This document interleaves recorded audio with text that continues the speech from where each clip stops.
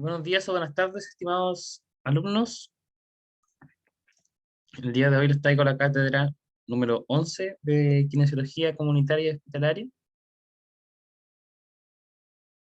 Esta es la penúltima clase de materia que vamos a tener durante el semestre y está abocada sobre tres temas principales, sobre un tema principal en realidad, que es el repaso de la clase anterior y la alteración de signos vitales. ¿Ya? Es decir, tienen directa relación a ambas clases, ya que en la anterior vimos esto cómo se regulaban estos signos, y en esta veremos cuáles son sus principales alteraciones y cómo funcionan desde el punto de vista fisiopatológico. Además, recordar que, agregar la temática sobre el control y manejo de pacientes con instalaciones de vías venosas periféricas y centrales, que son situaciones en las cuales se van a encontrar ustedes cuando vean un usuario hospitalizado en distintos servicios. Recordar lo que vimos en la clase anterior con respecto a los conceptos de homeostasis, recordando que esto es la regulación generalmente en el cuerpo mediante feedback, ¿cierto? Esta, esta homeostasis es el estado en el cual el cuerpo funciona de forma normal o balanceada, ¿cierto? Equilibrada, y está representado por la fisiología normal del cuerpo. Estas compensaciones, ¿cierto? Estos feedback están dados principalmente por mecanismos de corto plazo, como son los reflejos sistémicos, y de largo plazo, como son los ajustes, eh, principalmente representados por el sistema endocrino, ¿cierto? Y cuando existen alteraciones de estos mecanismos de feedback, pueden ocurrir estados fisiopatológicos. Eso está representado justamente por la fisiopatología de las enfermedades. Recordad que tenemos distintos sistemas, ¿cierto? Cualquiera de los cuales puede disfuncionar por distintos motivos, y debemos recordar el normal funcionamiento de ellos para entender de mejor forma sus alteraciones. En primer lugar, vamos a recordar, ¿cierto?, el mecanismo de regulación de la temperatura, en el cual tenemos que este está dado principalmente por dos dos variables. Una de ellas es la termogénesis, que va a representar, ¿cierto?, la fabricación, la creación de temperatura, en este caso de calor, por parte de nuestro cuerpo, y la termolisis, que es la pérdida de esta temperatura, la pérdida del calor. La termogénesis va a estar dada por distintos factores, dentro de los cuales tenemos el metabolismo basal, ¿cierto? Que es el normal funcionamiento de nuestro organismo, y las reacciones fisiológicas que ocurren a nivel eh, celular, ¿cierto? Para generar energía. Ya ahí recordamos, ¿cierto? El uso, o sea, el tema de la mitocondria, y cómo es la fabricación de energía a partir de los alimentos, ¿cierto? La termogénesis, que está dada principalmente en el recién nacido, ya después de eso deja de ser eh, eh, significativo. Los escalofríos también son mecanismos mediante el cual, a través del aumento de la acción muscular, se genera una mayor tasa metabólica, ¿cierto?, en el músculo, lo cual va a generar aumento del movimiento y de la temperatura corporal. Eso es importante. Y el movimiento de por sí, que a través del mismo mecanismo, ¿cierto?, va a generar un aumento de la transformación de los compuestos, o sea, perdón, de los carbohidratos principalmente, en energía, y a través de este proceso nosotros sabemos que un porcentaje importante de este es transformado en calor.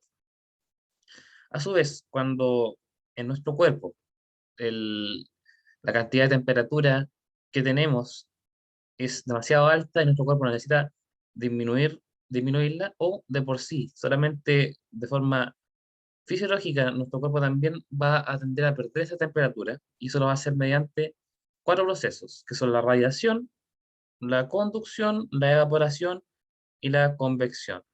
Ya cada una de estas va a tener un mecanismo, ¿cierto? Y va a estar representado, en el caso de la radiación, ¿cierto?, por la temperatura que nosotros perdemos a través de radiación electromagnética, esta ola infrarroja, ¿cierto?, desde nuestro cuerpo hacia el medio externo. La conducción va a estar precisamente representada por, por por la relación de nuestro cuerpo con el aire, si se relaciona con las cosas que tocamos, ¿cierto? Con los otros objetos con los que tenemos relación. La evaporación va a estar dada principalmente por los mecanismos de sudor, ¿cierto? Que van a estar representados por la secreción de las glándulas sudoríparas y su posterior evaporación, lo cual va a generar, obviamente, reacciones que son endotérmicas, y la convección, que va a tener que ver con la pérdida de temperatura mediante el aire. Los mecanismos hipotalámicos, que tenemos que recordar que cómo se regula la temperatura corporal, tiene que ver con la irrigación que llega al hipotálamo. Ese es el mecanismo principal de regulación. Entonces, cuando el hipotálamo eh, es estimulado, ¿cierto?, por la temperatura, por estos receptores centrales que tiene en los vasos que pasan por el hipotálamo, vamos a tener que van a haber centros posteriores de este que van a mediar los reflejos o los ajustes, eh, que van a disminuir, que van a generar procesos, ¿cierto?, de termogénesis, y en el caso de los centros anteriores van a generar reflejos o ajustes que van a producir termolisis. ¿Ya? Los centros posteriores entonces van a mediar, por ejemplo, reacciones de vasoconstricción, principalmente dadas por los vasos de resistencia, ¿ya? Un aumento del metabolismo basal, la sensación de escalofríos, ya que va a generar temperatura por el mecanismo que le había nombrado, ¿cierto? Y aumento de hormonas tiroideas, que ustedes muy bien sabrán, ¿cierto? Ya habrán visto en fisiología eh, endocrina, que la hormona tiroidea produce un aumento de la actividad mitocondrial y por ende una mayor generación de energía a largo plazo. En este caso sería un ajuste a largo plazo. En el caso de los centros anteriores, tenemos que va a también generar vasodilatación, ¿cierto? En este caso es lo contrario de, ¿cierto?, de los centros posteriores, por ende, este aumento del calibre de los vasos sanguíneos de resistencia va a generar una pérdida más fácil de la temperatura, en especial en los vasos sanguíneos que están más externos, ¿cierto? Que esto va a producir que eh, se pierda mayor temperatura. También vamos a tener que va, va- los centros posteriores son capaces de cesar el hipermetabolismo, es decir, tienen un feedback negativo con los centros posteriores, y la sudoración, que va a estar representada principalmente por el aumento de la función, ¿cierto?, en las glándulas sudoríparas de nuestro cuerpo, y como les decía adelante, eh, por ende una reacción endotérmica que va a que va a generar una pérdida del calor. Aquí tenemos, ¿cierto?, la regulación de la temperatura corporal, para recordar, donde tenemos que los receptores, la temperatura cutánea, ¿cierto?, va a estimular ciertos termorreceptores periféricos que van a ir a centros superiores como la corteza cerebral, y centros infra, centros como el hipotálamo, perdón, que es el mecanismo principal de regulación, el principal regulador de la temperatura, y estos van a estimular, en el caso del cerebro, ¿cierto?, al músculo estriado, que o sea, va a estar representado solamente por el aumento de esta contracción muscular, generalmente simbolizado por el, las contracciones, las contracciones espasmódicas que generan el temblor, ¿cierto?, a través de los escalofríos, y el hipotálamo, que va a ir a activar distintos mecanismos mediante el cual va a haber eh, también pérdida o aumento de la temperatura, termolisis o termogénesis, ¿ya? También hay centros que están a nivel central, ¿cierto?, que son los termorreceptores centrales, y también van a estimular ambos centros, tanto corteza como hipotálamo. En el caso de hipotálamo, ¿cierto?, tenemos que la médula suprarrenal va a aumentar la secreción de epinefrina, pero este mecanismo no es tan importante en humanos. Sí lo son las glándulas sudoríparas, las arteriolas cutáneas y el músculo estriado.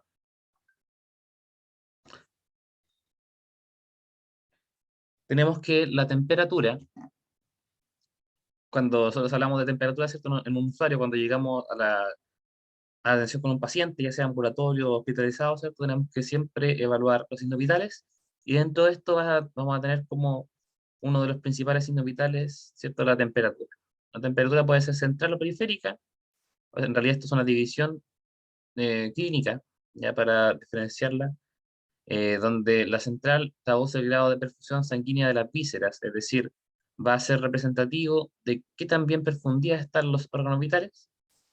Va a ser un indicador de cómo está el núcleo central del cuerpo, que finalmente es donde ocurren todas las funciones y es el que necesitamos que se mantenga con una temperatura adecuada durante siempre, porque si no puede producir una pérdida de la actividad de los distintos órganos, un daño de estos. Y esto se agita por catéteres especiales, generalmente que están en el esófago o en la aurícula derecha, ¿ya? O también puede ser tomada de forma rectal o timpánica, ¿ya? Esas son generalmente las formas de poder tomar la temperatura central. Entonces, cuando el médico, por ejemplo, necesita saber exactamente la temperatura del paciente cuando está con una infección gastrointestinal, como pueden ser cuando uno está cursando, por ejemplo, con una apendicitis, siempre toman la temperatura rectal. ¿Ya? Eso es en realidad mucho más representativa que la axilar de cómo está realmente eh, el núcleo central del cuerpo. También cuando pacientes que son críticos, generalmente tienen sistemas de monitorización invasiva y estos están generalmente en la aurícula derecha. ¿Ya? Entonces lo aplican a través de mecanismos que vamos a ver más adelante. Y la periférica es generalmente existe una transmisión disminuida. Ya la temperatura periférica puede estar alterada por una serie de mecanismos. Es más, el cuerpo va a tender a generar una vasoconstricción cuando hace frío, pero generalmente más de la musculatura apendicular, ¿cierto? Vamos a tener que las manos y las piernas, o sea, las extremidades superiores e inferiores van a ir disminuyendo su temperatura para mantener la temperatura corporal del núcleo. Entonces, es esperable que la temperatura de los lugares más distales puede ser bastante menor, en especial en situaciones de disminución de la temperatura o alguna otra necesidad de mantener bien perfundido el centro. ¿Ya? Va a haber variaciones importantes entre ambos. La perfusión sanguínea de la superficie corporal es quien finalmente nos entrega la temperatura periférica y es influenciable de forma importante por la temperatura del medio ambiente y por el grado de perfusión de la piel. Es decir, además de verse afectado por nuestro cuerpo, la relación de nuestro cuerpo ante los cambios de temperatura del ambiente y por el ambiente mismo, también va a estar influido de forma importante por otros mecanismos que pueden producir vasodilatación o vasoconstricción, ¿ya? Así que va a estar bastante secada. Y se registra mediante la temperatura axilar u oral, ¿ya? ¿Cuáles son los factores fisiológicos, por ejemplo, que van a alterar la temperatura? Vamos a tener distintos como la edad, es decir, generalmente con el tiempo, cuando uno va envejeciendo, ¿cierto? Cuando uno va cambiando el ciclo vital, eh, van alterándose estos mecanismos, ¿ya? Los adultos mayores, por ejemplo, tienen mucho menos capacidad de termorregulación que las personas jóvenes, y eso va a afectar. ¿Por qué? Porque va a producir que no tengan indemnes los mecanismos que van a avisarle a nuestro cuerpo que tiene que abrigarse o desabrigarse, tomar más o menos líquido. Entonces, esas cosas se alteran con la edad. También, en el caso de los niños, puede ser que tengan dificultades para regular la temperatura en los primeros meses, o los primeros años incluso, y eso va a producir que tengamos que tener mucha precaución cuando tienen fiebres altas, ya donde pueden, por ejemplo, convulsionar con mayor facilidad por las alzas de temperatura no controladas. También otro factor, que en este caso es fisiológico, que puede afectar la temperatura corporal, ¿cierto? Es el ejercicio. ¿Ya? Nosotros cuando hacemos ejercicio, siempre nuestra temperatura corporal va a comenzar a aumentar, ¿cierto? La cual después va a tender a ser eh, compensada mediante los mecanismos de termolisis, ya principalmente la sudoración, que como les decía, en actividad es uno de los principales mecanismos por el cual perdemos temperatura. En el caso de los factores hormonales también, ya sabemos que los hombres, por ejemplo, tienen más temperatura corporal que las mujeres, y eso está dado principalmente por factores hormonales y también por la cantidad de masa muscular. ya que nosotros sabemos que una masa muscular va a generar una mayor termogénesis a través de,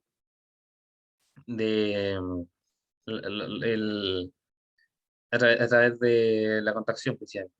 ¿Ya? En la variación diaria también vamos a tener que existen los llamados mecanismos circadianos, ¿cierto? Los ciclos circadianos, perdón, en los cuales, dependiendo de la disponibilidad en sangre o de la cantidad que hay en sangre de las distintas hormonas, por ejemplo, además em, de la externalidad, ¿cierto?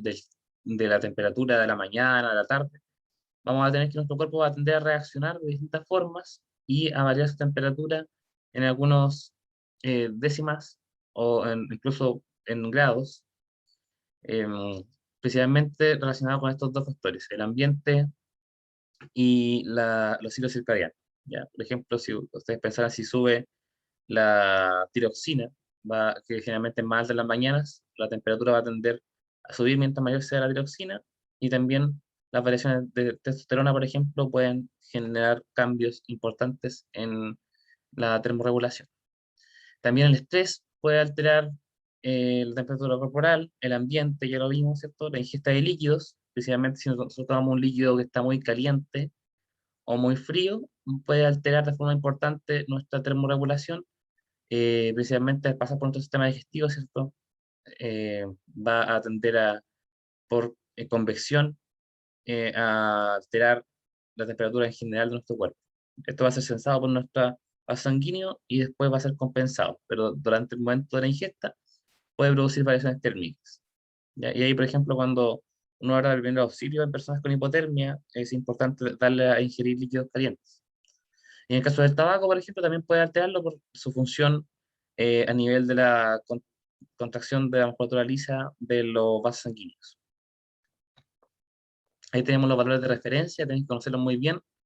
La temperatura periférica, que es la de la piel, ¿cierto? Va a estar generalmente entre 36,4 y 37 grados Celsius, ya siempre un poquito menor que la temperatura central. Y en el caso de la mucosa, ¿cierto? Como la bucal o la rectal, vamos a tener que, en caso de la bucal, la temperatura máxima considerada como normal va a ser 37,2, y la rectal máxima va a ser 37,4, incluso 37,5 podríamos aceptarla, pero y además de eso, sabemos que lo consideraríamos una fiebre, ¿ya? O subfebril. Las variaciones fisiológicas, como les decía, ejercicio, emociones intensas también. Importante saber que las emociones intensas pueden producir un aumento de las tasas metabólicas o una alteración hormonal o de los neurotransmisores que va a alterar por consecuencia el mecanismo de regulación de la temperatura. La secreción excesiva de las hormonas que ya les expliqué, la ingesta de alimentos que aumentan el índice metabólico. Por ejemplo, acá tenemos, además de los alimentos, medicamentos también pueden alterar el índice metabólico. Reposo y el sueño, o sea, mientras que menos, o sea, cuando nosotros menos nos movemos, ¿cierto? Cuando estamos en estadio de disminución de la movilidad, disminución de estado de alerta, generalmente tendemos a bajar nuestra temperatura corporal, o sea, cuando dormimos, nuestra temperatura debería ser menor. Y el índice de metabólico basal, que ustedes sabrán muy bien, que va a depender de estos factores como los que hablamos delante: edad, sexo, em, altura, otros factores. Con respecto a la alteración de esta, tenemos que hasta 37,5 puede ser considerada febrícula, ¿cierto? Sobre los 37 ya, 37,5 y 39, ¿cierto? Perdón, tenemos que se considera fiebre. Ya, ahora, cualquier temperatura sobre 37,5 es fiebre, pero si hablamos de temperatura sobre 39 ya, generalmente se le puede considerar como una hipertermia, ¿ya? Ahí ustedes van a encontrar información un poco diferente entre las distintas fuentes que pueden consultar, porque en algunos casos hablan de hipertermia sobre los 40 grados, en algunos casos incluso sobre 41, pero por lo menos lo que les puse acá, sobre 39 ya consideraríamos hipertermia, y sobre 41, 42 podría llegar a ser incompatible con la vida. Así que cuando ya un paciente pasa esa temperatura de 41 42 grados, tienen que tratar de bajar la temperatura lo más rápido posible. ¿Ya? Lo que me importa es que ustedes sepan los valores de temperatura mínima y máxima para considerarse normal y cuando ya consideramos fiebre. ¿Ya? Y obviamente cuando esto ya puede ser incompatible con la vida, también es importante conocerlo. Tenemos que los mecanismos de fiebre, ¿cierto? Están generalmente mediados por la secreción eh, de pirógenos endógenos, las citoquinas proinflamatorias, que van a estar precisamente relacionadas con la interleuquina 1, la interleuquina 6 y otros también, y son generalmente secretados por los macrófagos a nivel del hígado, pero también pueden ser secretados en distintos órganos del cuerpo. ¿Ya? Esto va a generar que aumente la descarga de receptores neuronales, ¿ya? Y eso va a ser transmitido mediante dos fuentes. En el caso del hígado, mediante el nervio vago, y mediante la circulación sistémica, y a través de este aumento de las citoquinas proinflamatorias en el plasma, va a generarse una estimulación de los centros reguladores, en el caso, ya dijimos, ¿cierto?, hipotálamo, aumentando el punto de ajuste de la temperatura. ¿Ya? El punto de ajuste finalmente es donde se va a regular, en cuántos grados se va a regular nuestra temperatura corporal. ¿Ya? Si nuestro cuerpo se dio cuenta que había fiebre, o sea, perdón, que había una infección, el cuerpo, ¿qué es lo que va a tratar de hacer? Va a tratar de eliminar esta infección. Y como nosotros sabemos, ¿cierto? Las proteínas se desnaturalizan con temperaturas aumentadas, dentro de los cuales tenemos, ¿cierto?, los virus y las bacterias están compuestas por proteínas, y nuestro cuerpo trata de destruirla mediante este aumento del ajuste de la temperatura. Entonces vamos a generar procesos de termogénesis, de los cuales ya hablamos, ¿cierto? Y de aumentando, ¿cierto?, la vasoconstricción para evitar la pérdida de frío y la acción del músculo estriado. Esto va a aumentar la producción de calor, disminuyendo la pérdida de frío, y esto va a generar una retención de calor en nuestro cuerpo y un aumento de la temperatura eh, a causa de esto. Aquí tenemos las citoquinas, ¿cierto?, secretadas por el macrófago activado, que van a tener repercusión en la temperatura corporal. Tenemos que el factor de necrosis tumoral alfa es un inductor de inflamación local para controlar las infecciones, es decir, esta actúa principalmente a nivel local, entonces no es transmitido por sangre. Y, perdón, y también efectos sistémicos que pueden ser muy peligrosos, entonces ya cuando este TNF pasa, eh, activa el endotelio vascular, ¿cierto?, puede aumentar su permeabilidad, generando algunos problemáticos.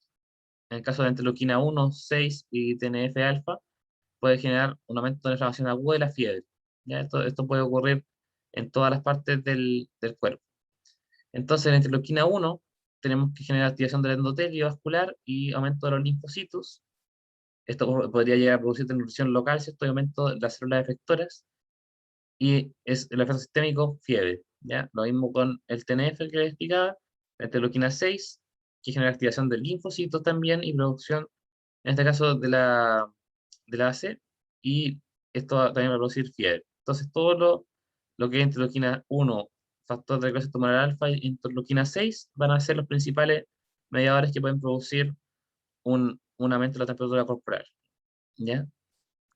En el caso de las fiebres, esto se considera no solamente es un aumento de la temperatura, sino que es un síndrome, y por ende, todos los síndromes son el conjunto de signos y síntomas. ¿Ya? Obviamente el principal signo va a ser el aumento de la temperatura, pero los síntomas van a ser varios. Tenemos los escalofríos, y ya explicamos por qué pasaban. La taquipnea puede aparecer cuando la fiebre es muy alta, ¿cierto? La taquicardia, la deshidratación, la sed, la pérdida de peso, la oliguria, los dolores, el trastorno nervioso y la anorexia. ¿Ya? Y las etapas del episodio febril se dividen en tres generalmente. En la primera etapa, que es cuando está recién subiendo este punto de ajuste, ¿cierto? Tenemos un aumento repentino del punto fijo hasta un valor alto. Y acá, sintomáticamente, vamos a tener escalofríos, palidez, temblores, y vamos a sentir frío. En el segundo punto, cuando ya llegamos a este valor alto, ¿cierto? Que es donde pueden ocurrir las crisis de la temperatura, tenemos que la piel va a estar caliente y seca, puede aparecer rubor, sed, inquietud, delirium, ¿ya? Y acá, ojos chicos, que a veces los adultos mayores pueden presentar con más frecuencia delirium, incluso cuando sus temperaturas no son tan altas. También puede acá donde aparece la hipernea y las mucosas secas, ¿ya? Entonces, cuando un paciente lleva una cantidad más o menos importante de tiempo con fiebre y no ha recibido adecuada hidratación, podría llegar a deshidratarse y eso va a generar efectos sistémicos importantes, en especial en personas que tengan mayor predisposición. Y después de esa crisis, ¿cierto? Debería haber una baja que va a producirse generalmente por mecanismo de termolisis. Aquí va a haber vasodilatación, sudoración, ¿cierto? Y acá la piel va a estar caliente y enrojecida, perdiendo temperatura a través del contacto y a través del aire, ¿cierto? Y de la radiación, perdón. Y también va a haber diaforesis, que va a ser un aumento importante de la sudoración. Los patrones febriles pueden ser de distinto tipo. Tenemos el mantenido, que va a estar representado por la elevación persistente durante 24 horas de la temperatura, y en este caso va a variar más o menos como 1 o 2 grados, ¿ya? Eso es el patrón febril mantenido. El patrón febril intermitente va a tener piques febriles intercalados con niveles de temperaturas normales, y la temperatura se normaliza al menos una vez en 24 horas. Y esos son los criterios para considerarlo un patrón febril intermitente. En el caso del patrón febril remitente, tenemos que hay piques febriles y descensos sin una recuperación de niveles de temperatura normal. Es decir, en la diferencia con el intermitente es que acá en ningún momento, aunque bajemos sobre la temperatura, en ningún momento llega a la temperatura normal. Y en el caso del patrón febril recurrente, tenemos que hay periodos de episodios febriles intercalados con niveles de temperatura normal, al igual que en el intermitente, pero en este caso los episodios febriles y los periodos de normotermia pueden ser superiores incluso a 24 horas, ¿ya? Entonces ahí tenemos la diferencia con el intermitente. ¿Qué causas pueden aumentar la temperatura corporal? Generalmente, la más frecuente y la que ustedes deben conocer sí o sí, infecciones. También puede aparecer por insolación, puede existir también por traumatismos, generalmente cuando hay una alteración traumática, ¿cierto?, del hipotálamo, donde pueden aparecer hipertermia importante o hipotermias importantes, y también hay otros factores que también podrían alterarla, que ya hemos conversado de algunos de ellos. También está la disminución de la temperatura corporal, conocida como hipotermia, la cual puede ser leve, considerada de 33,1 a 36 grados, moderada, que tenemos de 30,1 a 33 grados, la grave, que está de 27 a 30 grados, y la profunda, que está debajo de los 27 grados, ¿ya? Aquí, obviamente, la profunda va a relacionarse con un aumento de la mortalidad. En el caso, y esto está generalmente representado por personas que han sido sometidas a ambientes de mucho frío que no han podido compensar. Generalmente, personas que viven en zonas extremas o que visitan zonas extremas y que ya sus mecanismos de termorregulación no son capaces de compensar esta diferencia con el medio externo.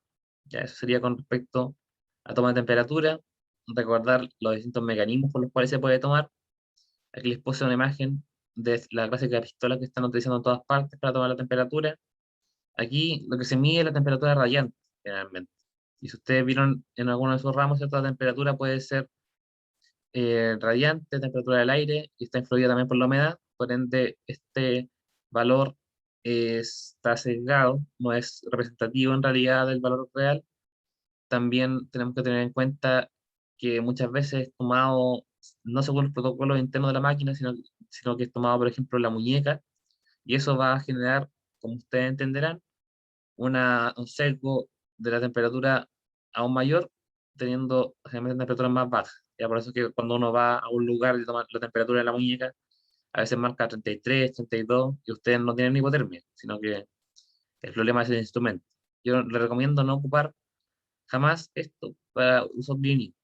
Ya, esta pistola de láser, ¿cierto?, de infrarrojo, perdón, está diseñada principalmente para medir la temperatura en organismos sólidos que no tienen gran variación térmica en su estructura y que la temperatura radiante puede ser representativa de su temperatura real. En el caso de la oral, ¿cierto? Tenemos que es una buena forma de tomar la temperatura, ya que mide, si bien con más exactitud que, por ejemplo, la axilar, pero la axilar obviamente es más cómoda, implica menor riesgo de IAS en caso de que usemos termómetros compartidos entre los pacientes, y es más fácil también que el paciente, si es pediátrico, se quede tranquilo y no se saca el termómetro, o es más fácil al menos mantenerlo en su lugar. ¿Ya? Y acá tenemos la rectal, ¿cierto? Que nos va a indicar la temperatura central. No he puesto los otros mecanismos, ¿cierto? Que son generalmente, como les decía, la monitorización invasiva de la temperatura, pero eso vamos a tenerlo precisamente en pacientes en UCI o en UTI. Acá tenemos también el control de la respiración, que como vimos, ¿cierto? Tenía que ver con estos mecanismos, reflejo de los pulmones, ¿cierto? Y reflejos quimiorreceptores van a alterar el ciclo de inspiración-expiración, y estos van a recibir influencias provenientes de centros superiores. Ya saben que el mecanismo de respiración es generalmente inconsciente y puede hacerse consciente cuando nosotros nos concentramos en la respiración, ¿cierto? Pero tiene solamente una parte consciente, que puede ser realizado a través de la parte cerebral, pero precisamente regulado a través de centros como que se encuentran a nivel pontino y a nivel del bulbo raquídeo. Y a través de la deferencia van a ir a estimular los músculos de la respiración, eh, representado principalmente por el diafragma, como principal por músculo motor primario de la inspiración, el cual es inervado por el nervio frénico. Y ahí tenemos nuevamente lo que vimos en la clase anterior, ¿cierto? Centro neumotáxico, centro apnéusico, que van a estimular, ¿cierto?, el bulbo raquídeo, que donde están las neuronas inspiratorias y expiratorias. El grupo respiratorio dorsal, ¿cierto? Va a ser inspiratorio, y el ventral generalmente va a ser generador de ritmo y expiratorio. Entonces acá tenemos que estos centros van a ser estimulados, van a tener referencias desde los quimiorreceptores y los pesoreceptores, a la vez que eh, van a estimular, ¿cierto?, la musculatura inspiratoria y expiratoria. Ahí están los receptores, ¿cierto? Ya lo vimos esto en la clase anterior, para que no lo olviden. Y esto es solo la frecuencia respiratoria normal en los distintos grupos de tallo. ¿Ya? También van a encontrar ciertas diferencias pequeñas entre los distintos autores o entre las distintas sociedades que tienen esto,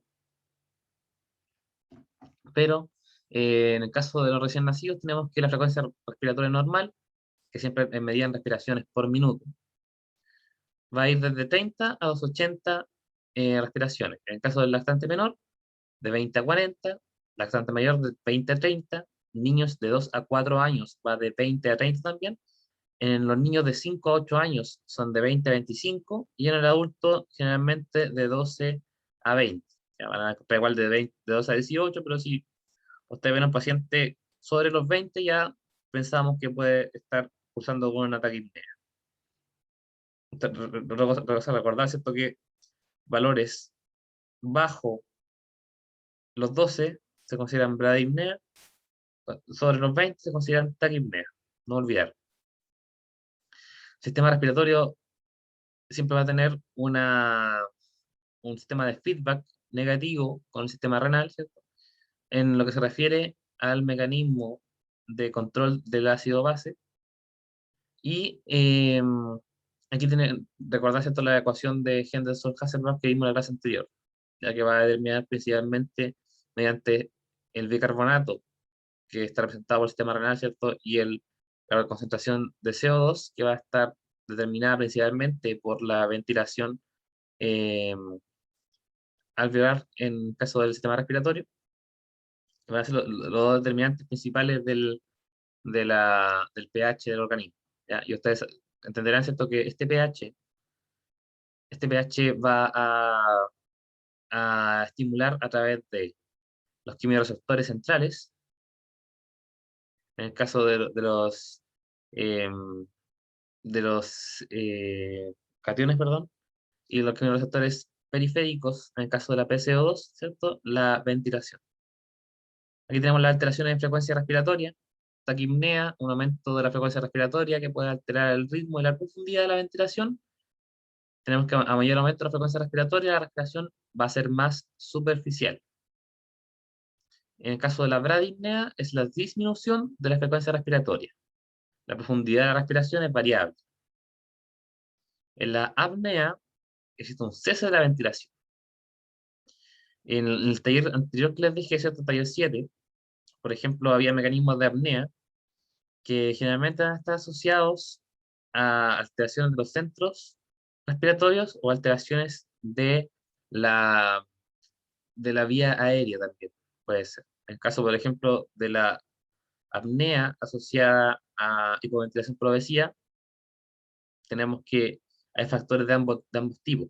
Tenemos que las personas que son obesas, mórbidas, generalmente tienen una alteración de la secreción de leptina, que tiene directa injerencia sobre los centros ventilatorios que están en el tronco cerebral, y también va a haber una alteración de la mecánica ventilatoria, especialmente dado por un abdomen, ¿cierto?, con ocupación grasa, disminución de la incursión diafragmática, una capa de grasa, ¿cierto?, que va a estar alrededor del tórax, que va a alterar la movilidad normal, y factores que van a estar ahí a nivel de vía aérea superior, ¿cierto?, como la papada y otras cosas más. Entonces, la apnea van a tener estos motivos y solamente es definida como un cese de la ventilación, pero no es un diagnóstico, sino que es un signo. La apnea es un signo, ¿ya? La polipnea o hipernea, que es el aumento de la profundidad de la ventilación, y generalmente va acompañado de la taquipnea. También vamos a tener estas alteraciones, ¿cierto?, de la respiración, como en el caso de la respiración de Cheyne-Stokes, ¿cierto?, que es un patrón respiratorio anormal, en el cual la inspiración va aumentando progresivamente en amplitud y frecuencia, y luego va a disminuir de la misma forma. Posteriormente se presenta un periodo de apnea antes del siguiente periodo regular, ¿ya? Las causas más frecuentes son principalmente de índice neurológico y están ligadas a déficit en la irrigación cerebral y la hipoxitabilidad del centro respiratorio, ¿ya? Entonces sabrán que la hipoxitabilidad del centro respiratorio podría estar generada tanto por patología, ¿cierto?, como por fármacos. Y la respiración de Biot, ¿cierto?, que es un patrón anormal caracterizado por respiraciones rápidas, profundas y sin ritmo. Pueden aparecer pausas súbitas entre ellas. Se observa principalmente en la meningitis por lesión del centro respiratorio. Kussmaul, tenemos que es otro patrón anormal, ¿cierto?, el cual se presentan respiraciones rápidas y profundas sin intervalos. Pueden parecer suspiros por la intensidad de su profundidad. Se presenta principalmente la cetoacidosis diabética debido a la enérgica estimulación del centro respiratorio por la acidosis, ¿ya? Como hablábamos, ¿cierto?, de la regulación de los centros respiratorios a través del pH y a través de la concentración de CO2, ¿cierto? Tenemos que cuando existe una cetoacidosis diabética aumenta la estimulación de los centros reguladores a nivel central, que van a accesar estos cationes, ¿cierto? Y esto va a generar una respiración muy aumentada en frecuencia y en amplitud, llamada respiración de Kussmaul. Y la respiración paradójica, que en este caso es un patrón presente en el tórax inestable, generalmente, en el cual la fractura de los arcos costales genera un movimiento paradójico del tórax. En la inspiración, la presión negativa intratorácica induce una depresión de las costillas hacia el tórax. En la expiración, la zona inestable es proyectada hacia afuera. ¿Ya? Entonces, ustedes ahí ven una diferencia de lo que debería ser la ventilación, eh, diferencia entre cómo se mueve el abdomen y cómo se mueve el tórax. Ya van ocurriendo de forma, como lo dice su nombre ahí, paradójica, que no es en la secuencia que debería ocurrir normalmente. Otras alteraciones también que tenemos son la ortopnea, por ejemplo, la incapacidad de respirar cómodamente en decúbito, y este generalmente es un indicador de patología cardíaca. la pratimnea, que es la incapacidad para respirar cómodamente en posición sedente, y la disnea, que en realidad es una sensación consciente de dificultad para respirar. Aunque la definición se refiere más a un síntoma, puede interpretarse como un signo si coexisten clínicamente taquipnea, aleteo nasal, tirajes, uso de musculatura accesoria y diaforesis. ¿Ya? La disnea generalmente se mide de distintas formas, no vamos a ahondar en ello, eso tiene más que ver cuando ustedes vean cantos respiratorios, ¿cierto? En los otros ramos que están viendo, pero la disnea generalmente se entiende como una situación subjetiva, ¿ya? Una sensación que puede ser incluso cuantificada con distintas escalas eh, y puede ser mantenida en el tiempo también. Pasando de la respiración a lo que tiene que ver con frecuencia cardíaca, tenemos que recordar, ¿cierto?, esta ecuación, que es la ecuación del gasto cardíaco, donde tenemos que equivale al volumen sistólico multiplicado por la frecuencia respiratoria. Entonces ustedes entenderán que cualquier alteración del gasto cardíaco dada por el volumen sistólico también va a afectar la frecuencia cardíaca. Y tenemos que el gasto cardíaco va a estar influido por tres factores principales, que son la precarga, la postcarga y la contractilidad. La precarga tiene que ver con la ley de Frank-Starling, ¿cierto? Que dice que mientras mayor es el cambio de, mayor es la tensión generada en el músculo, ¿cierto? Mayor es el cambio de volumen en el músculo, más va a contraerse durante la sístole. Es decir, durante la diástole el músculo se estira, ¿cierto? Y mientras más se estire, después de la diástole va a ser más fuerte la contracción. La poscarga está representada por la presión que va a tener que vencer el corazón en cierto momento de eyectar la sangre, y va a tener eh, como principal,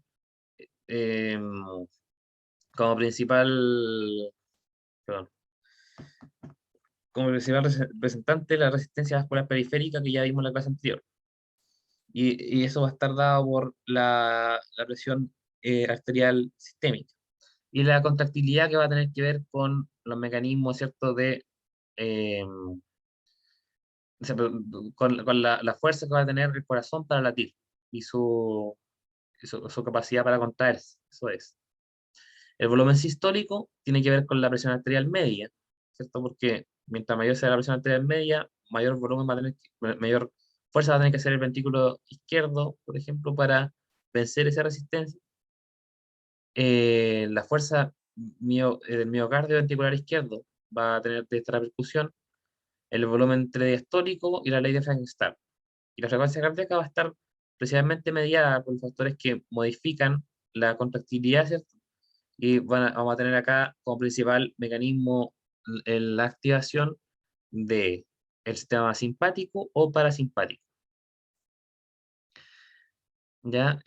Recordad, es cierto, que la regulación de la frecuencia cardíaca y en realidad la contracción del miocardio va a estar dada por potenciales de acción que van a estimular, ¿cierto?, las fibras musculares, las cuales están unidas a través de conexiones comunicantes, lo que va a hacer que se contraigan de una forma de sitio funcional, es decir, funcionan como un todo.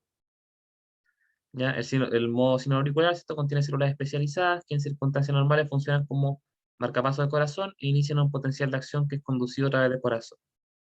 El nodo auriculoventricular contiene células de conducción lenta que normalmente funcionan para crear un pequeño retraso entre la contracción auricular y la ventricular, y las fibras de Purkinje van a dedicarse principalmente a la conducción rápida y asegurar que todas estas células funcionen de forma normal a la hora de contraerse, ¿cierto?, de forma de sitio.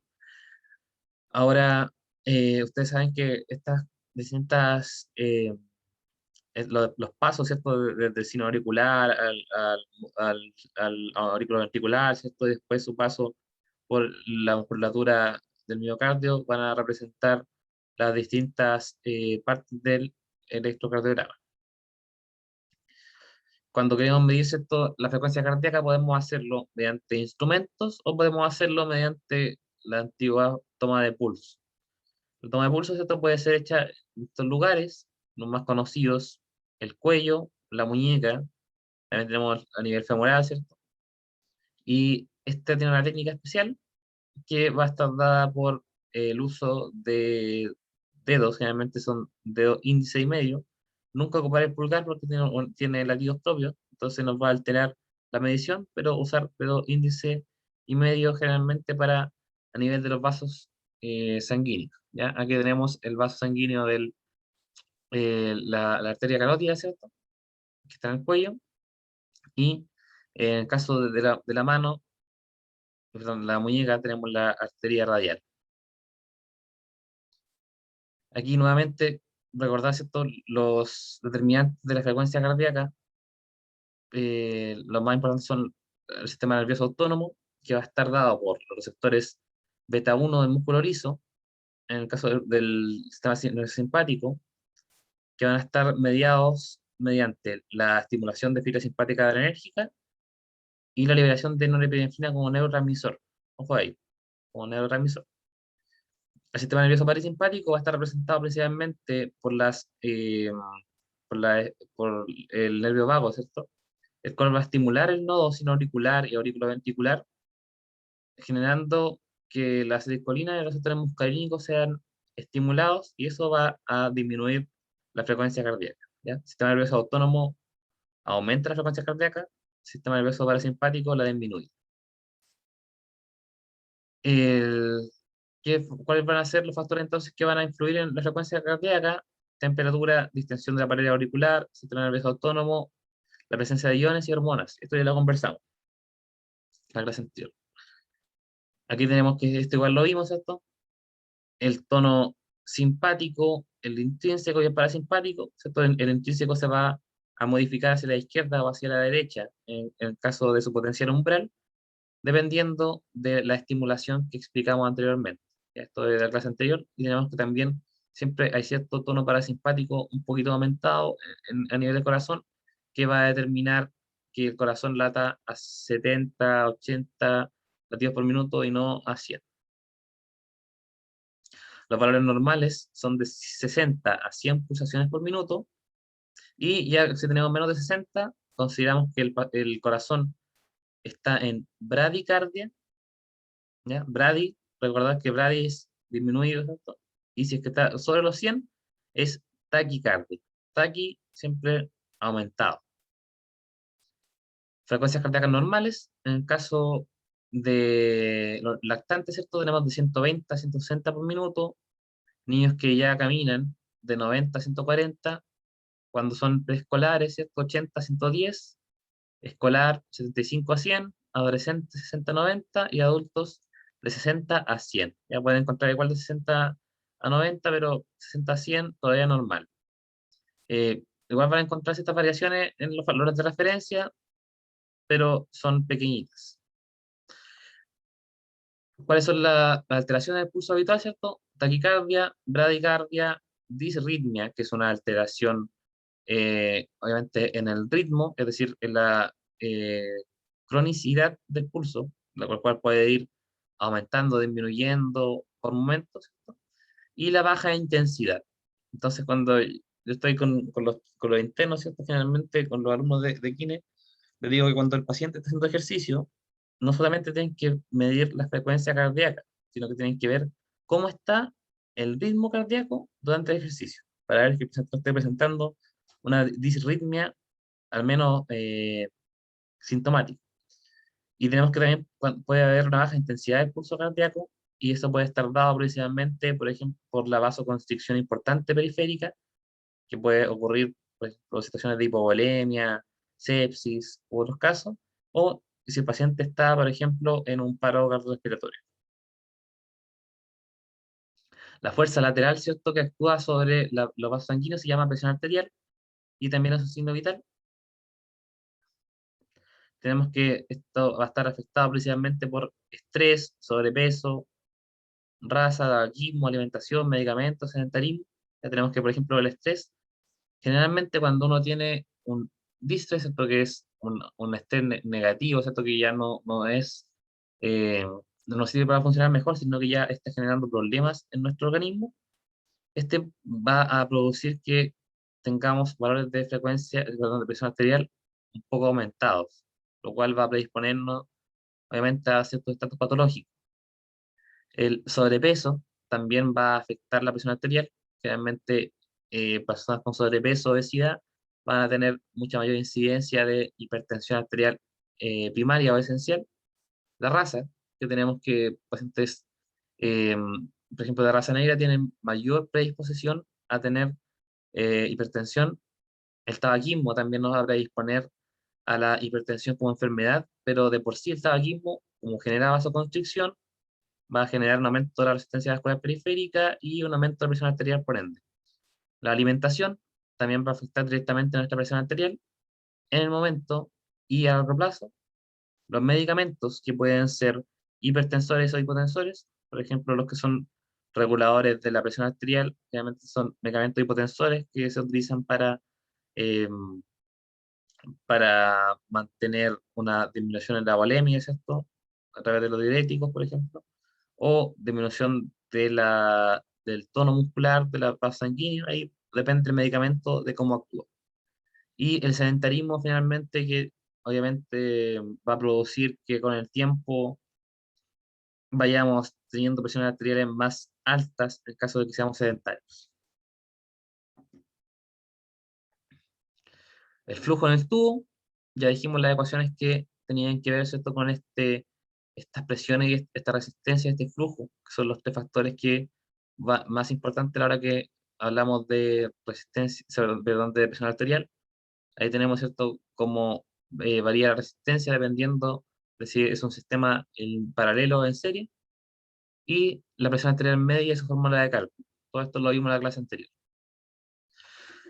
Los componentes de la vía refleja, valor receptor, ¿cierto?, arterial también lo vimos, ¿cierto? Tenemos que recordar que los valores receptores arteriales van a determinar, o sea, van a censar la presión arterial media, la cual va a estar dada por el gasto cardíaco y la frecuencia, o sea, y la resistencia vascular periférica, lo que va a estimular los receptores que están a nivel de la médula espinal, ¿cierto? Y estimular a su vez los controladores de la presión arterial que están en el tronco cerebral para actuar a través del sistema nervioso autónomo tanto a nivel de gasto cardíaco como de frecuencia cardíaca y a nivel de la contracción de las venas y de las arteriolas, decía. ¿Ya? Obviamente las venas, que son vasos de capacitancia, pueden eh, aumentar, ¿cierto?, su cantidad de sangre cuando aumenta la precarga, que es, en este caso estaría dada, por ejemplo, por un aumento del retorno venoso, por mayor ingreso de sangre a través de mayor cantidad de sangre en las venas, ¿cierto? Las venas cava en este caso, por ley de Frank Starling, generarían una mayor contracción muscular después del ventrículo. ¿Ya? Eso determinaría gasto cardíaco. Y a nivel de las arteriolas, tenemos que estas se contraen, aumentando la resistencia vascular periférica. Entonces, la presión arterial obviamente va a generar alteraciones en los receptores. Aquí tenemos, ¿cierto?, cómo se regula las referencias perdón, las referencias receptoras de la arteria, cómo estimulan estos centros del bulbo raquídeo para finalmente generar esta eferencia simpática que va a producir vasoconstricción en caso del sistema nervioso simpático, ¿cierto? Aquí tenemos lo que vimos en la clase anterior también, con relación a la tasa de ingreso de líquido y el gasto urinario, que van a ser un determinante importante de la presión arterial en nuestro cuerpo. Y ahí entendemos, ¿cierto?, el mecanismo de acción de los fármacos diuréticos que van a ser reguladores de la presión mediante la disminución de estos volúmenes de líquidos que van a representar el, el- la disminución, ¿cierto?, de gasto cardíaco. En caso de las variaciones de la presión arterial, tenemos que estas pueden ser hipotensión en caso de que la presión esté más baja, normotensión en caso de que la presión esté normal, ¿cierto? Y hipertensión en caso de que esté más alta de lo esperado.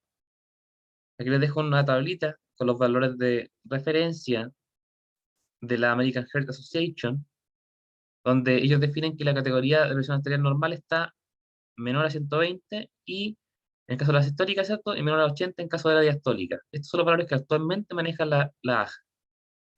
ya considera elevada la presión que va de 120 a 129. Así que, ojo, este es un cambio que hubo en el último consenso. Y la presión arterial eh, alta, ya cuando ya consideramos que el paciente es hipertenso, va a estar desde los 130 a los 139 y la diastólica de los 80 a 89.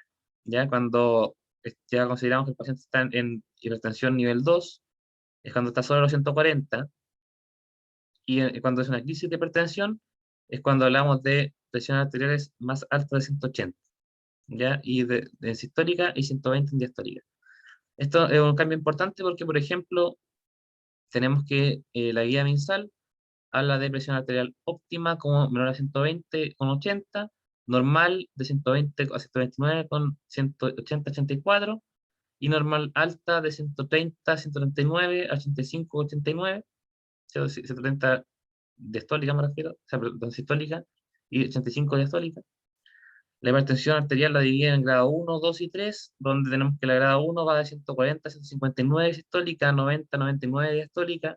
La hipertensión arterial grado 2 va de 160 a 179 de sistólica, es de 100 a 109 diastólica. La hipertensión arterial grado 3 es sobre los 180 y, de sistólica, perdón, y sobre los 100 de diastólica. Así que tenemos una diferencia entre ambas.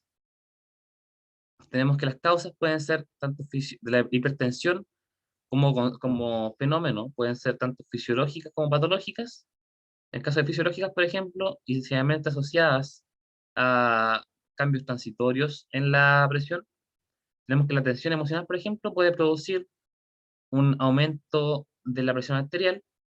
La hipertensión de bata blanca también es un factor importante, que es este concepto es súper interesante porque que ustedes se van a dar cuenta que muchos pacientes cuando van a un centro asistencial tienden a, podrían presentar valores de presión arterial alterados, generalmente aumentados, pero no ser hipertenso. ¿Ya? Solamente el hecho de que esta tensión emocional que se les produce a la hora de ir a médico o de ir a otros profesionales de salud puede hacer que aumente la presión arterial de forma transitoria.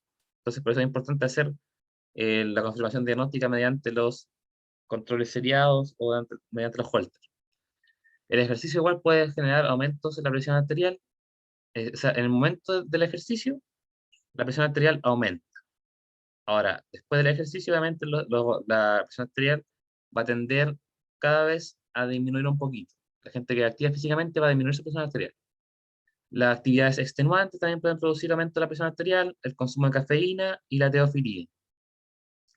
Y en caso de las causas patológicas, tenemos la hipertensión esencial, ¿cierto? La glomerulonefritis, la diabetes mellitus, la insuficiencia renal, el síndrome de Cushing y la preeclampsia. ¿Ya? Todo eso son las causas más conocidas, ¿cierto?, de hipertensiones patológicas. Y cuando hablamos de medición de presión arterial, tenemos que considerar, ¿cierto?, en caso de que el mejor factor, o sea, el mejor método para tomar la presión arterial generalmente es el más clásico, que es con los esfimomanómetros anaeroides, pero hoy en día los más utilizados son los digitales, ya sea de brazo, que es más común y es mejor que el de muñeca. El de muñeca tiene mucho sesgo, porque ustedes entenderán que no siempre la presión arterial de estos vasos tan distales va a ser representativa de la presión arterial media, ¿ya? O sea, de la presión arterial, perdón, que está a nivel central. Sabes que la presión arterial va a cambiar desde la aorta hasta los vasos más distales. Entonces, yo recomiendo no confiar mucho en estos dispositivos de muñeca. ¿Ya? Aquí tenemos, por ejemplo, el método, ¿cierto?, de auscultación para tomar la presión arterial.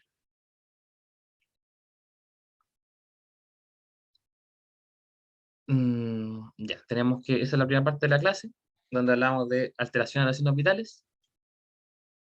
Ahora vamos a hablar de ciertos dispositivos que son los más frecuentes también para que debemos tener en cuenta a la hora de abordar a un paciente. Tenemos, por ejemplo, las vías venosas, que son conductos delgados de plástico flexible que salen de un frasco, ¿cierto?, o bolsa de medicamentos se introducen en una pequeña aguja o catéter endovenoso.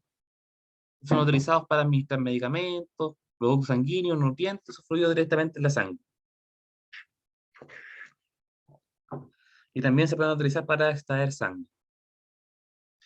Tenemos las vías venosas periféricas, que son una técnica invasiva, por ejemplo, y permite disponer de una vía permanente de acceso al árbol vascular del paciente. Ahí en la imagen que se ve a la izquierda, vemos una vía venosa periférica y tenemos el catéter venoso central, que es un dispositivo de acceso vascular que se introduce en los grandes vasos venosos o en las cavidades cardíacas derechas. Y ahí acá, tenemos que tiene fines diagnósticos o terapéuticos y generalmente se utiliza en pacientes que están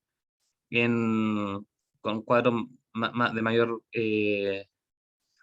complejidad en unidades de paciente típico. También podemos clasificar estas vías según el tiempo que se va a utilizar, habiendo vías de corta estancia, tiempo intermedio o tiempo prolongado. Y las técnicas de instalación pueden ser mediante venopunción directa, disección venosa, punción con catéter de Seldinger o la técnica de Seldinger también modificada. Los sitios de punción generalmente pueden ser, por ejemplo, en vasos sanguíneos del dorso del pie o de los brazos, antebrazos, perdón, manos e incluso a nivel de los vasos sanguíneos de la cabeza, ¿ya? Lo más utilizado, ustedes entenderán que en el caso de las periféricas, estos son los brazos y en segunda instancia las manos, que tienen mejor acceso, pero los otros son utilizados en otras situaciones generalmente cuando los sitios más utilizados no se pueden aplicar. Tenemos que estar los dispositivos con aletas, ¿cierto? Que son representativos de la vía venosa periférica, y estas pueden ser de palomillo o mariposa, que tienen un calibre de 19 a 21 en adultos y de 25 a 27 en niños. Ustedes dirán por qué es más grande, porque generalmente esto es medido en French. Los French, mientras mayor el número, menor el calibre. Son medidas extrañas que hay. El angiocatéter, que generalmente se utiliza aguja de hipodérmicas, perdón, cubiertas por una camisa de material plástico y son estériles, aspirógenos y radiopacos, ¿ya? Y también tenemos, en el caso de los BP, ¿cierto? Los intracatéter, que dentro del catéter de punción, ¿cierto? Y se utilizan generalmente para la administración de sustancias irritantes, es decir, tienen un catéter que se utilizan para evitar que tenga contacto con otras partes del cuerpo. También tenemos que hay catéteres centrales de inserción periférica, como el que está acá en la imagen, que como ustedes verán en la de abajo, ¿cierto? Se accedió mediante un vaso sanguíneo, una vena del brazo, y se llegó finalmente al sistema cava superior, y los clásicos catéteres venosos centrales que están ahí directamente en el sitio al cual quieren llegar, ¿ya? ¿Qué define si es que es central o periférico un catéter? Su extremo distal. Este debe estar alojado en la vena cava superior o inferior, o como decíamos antes, en la aurícula. Esta es la técnica de Seldinger, ¿cierto? Donde primero entra una aguja, ahí después ven si es que hay flujo sanguíneo en la aguja, para ver si es que realmente están en el vaso sanguíneo que quieren estar. Se introduce una guía metálica por dentro de la aguja, ¿cierto? A través de la cánula, perdón, y esta es retirada para dejar solamente el guía, y este guía va a servir para introducir el catéter, que después va a tener que entrar eh, y retirar esta guía metálica. La disección venosa, donde se utilizan canalizaciones de venas para poder generar accesos centrales, ¿cierto? No vamos a profundizar en esa vía. Y tenemos que hay estos tipos de accesos venosos, eh, como el que vimos delante, ¿cierto? Que es el periférico, que va a llegar finalmente hasta la vena, uno de los más utilizados. También tenemos el tunelizado y el implantado, que son más utilizados para personas que van a requerir múltiples, múltiples funciones en caso de no tenerlo. Entonces, que se dejan puestos. Ya el tunelizado y el implantado se pueden utilizar en personas que se someten, por ejemplo, a diálisis, y eso les va, perdón, a quimioterapia, y esto les va a servir para no tener que ser siempre intervenido y pinchado, sino que tienen un acceso listo para poder acceder a la circulación mayor. Tenemos que ver algunos vías que van a ser semi-implantables, como esta de aquí, que tienen un CAF para fijarla, ¿cierto?, en el lugar, y otras que son totalmente implantables, como la que vemos acá en la imagen. Vamos a profundizar más en eso, pero lo que tenemos que saber sí es que las vías centrales se deben pueden ser distintos lúmenes, ¿cierto?, dentro de la misma vía, y utilizarse para distintos métodos, o sea, para distintas cosas. Como les decía adelante, puede ser utilizado para la nutrición parenteral, eh, y acá se usa generalmente la luz medial. En el caso de la luz distal, se usa para medición de presión venosa central, la PVC, la fluidoterapia y la medicación, y la luz proximal para medicación, extraer sangre o transfundir sangre y hemoderivados. Así que ahí tenemos, ¿cierto?, un esquema de vía venosa, y a la izquierda un esquema de los distintos lúmenes que puede tener estas vías venosas. También vamos a hablar, ¿cierto?, que existen ciertas complicaciones en la administración de estas vías, que pueden ser mecánicas o infecciosas, y las mecánicas pueden ser inmediatas como el neumotórax, el hemotórax o la mala posición del catéter, y las infecciosas generalmente van a estar representadas por la bacteremia asociada al catéter, la sepsis asociada al catéter y la flebitis, ¿ya? Aquí no puse bien el esquema porque la mecánica también puede ser tardías y pueden estar representadas por el hecho de que el catéter se haya movido del lugar donde está realmente implantado. Aquí les dejé un videito sobre la colocación de catéter que les voy a compartir en la clase, en el aula, para que lo revisen, para que sepan más o menos cómo es. Y finalmente, nosotros en realidad no vamos a tener un manejo directo sobre los catéteres, sobre las vías venosas, pero sí tenemos que conocer muy bien qué hacer en caso de tener pacientes que las posean, ¿ya? Entonces yo les recomiendo siempre respetar las medidas de prevención de las IAS, ya, para evitar cualquier tipo de infección en la zona, o en el paciente en realidad. Son generalmente los pacientes que tienen vías venosas periféricas, generalmente tienen un, un estado de salud deteriorado, y requerimos, ¿cierto?, usar nuestras medidas de guías que hemos aprendido durante el ramo, revisar los dispositivos que presenta el usuario en el momento de la evaluación, es decir, no tenemos que llegar y hacer las cosas, solamente tenemos que evaluar, ¿cierto?, y conocer, identificar qué dispositivo está ocupando, utilizar de insumo la información que nos entrega la monitorización invasiva. Ya, usted se va a dar cuenta que algunas de las variables que pueden entregar, por ejemplo, las vías venosas centrales, nos pueden ser útiles para ciertos cálculos. Conocer la medicación, la vía de administración y otra variable del tratamiento médico. Ya esto que hemos hablado, ¿cierto?, de vía de administración, farmacocinética, farmacodinámica y todas estas cosas ya las hemos conversado en clases anteriores. Otra cosa importante es revisar siempre la ficha clínica de enfermería para saber con qué tratamiento está el paciente. Y este último punto, yo creo que muy importante y tienen que recordarlo toda su vida, tener precaución al momento de movilizar, ¿ya? O sea, si ven un paciente que está muy intervenido, que está con muchas cosas, siempre no va a ser impedimento para movilizarlo, pero tienen que saber muy bien los movimientos que tienen que hacer para no mover al paciente de una forma peligrosa y no extraer principalmente las cosas que tienen, porque si no, ahí lo van a tratar. Eso, chicos. Entonces, esta sería la penúltima clase. Les dejo subida esto de material. Eh, no les voy a subir más material complementario porque les subí casi toda la primera clase, así que no hay problema con eso. Todo lo que le voy a preguntar está acá, así que eso. Chicos, nos vemos la próxima semana, que tenemos nuestra clase, o sea, la semana siguiente en realidad, que tenemos la clase presencial. Que les vaya muy bien. Hasta luego.